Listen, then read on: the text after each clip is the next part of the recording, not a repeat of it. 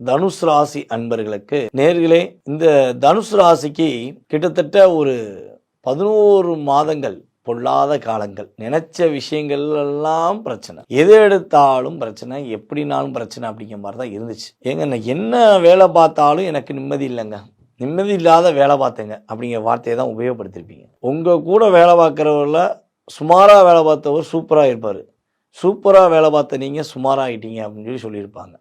So இந்த பாராட்டு உங்களுக்கு கிடைக்க வேண்டியதுன்னு உங்களுக்கே தெரியும், ஆனால் உங்கள் கூட இருக்கவங்களுக்கு தெரிஞ்சிருக்காது. இதுதான் உண்மை. ஏன்னா நீங்கள் குரு, அந்த இயக்கத்தில் இயங்குறவர். உங்களை போய் என்ன பண்ணுறாங்கன்னா, இல்லை நீ கிரகம் வேறு கிரகம்னு சொல்லி உங்களை இயக்க வச்சுட்டாங்க.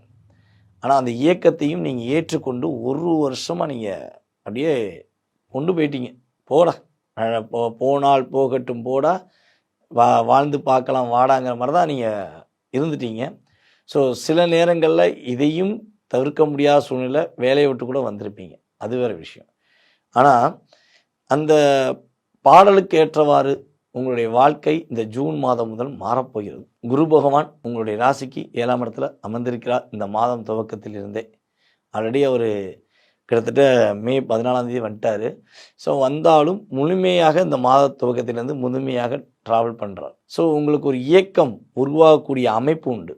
நீங்கள் நினச்ச விஷயங்களை சிறப்பாக அடைவதற்கான வாய்ப்பு உண்டு. அப்படியே என்ன சொல்கிறேன்னா, பர்ஃபெக்டாக அழகாக ட்ரெஸ் போட்டுட்டு போன நீங்கள் எங்கே இந்த ஒரு வருஷமாக ரொம்ப சாதா ட்ரெஸ்ஸை கூட போட்டுட்டு அலைய வேண்டிய சூழ்நிலை உங்களுக்கு இருந்துச்சு.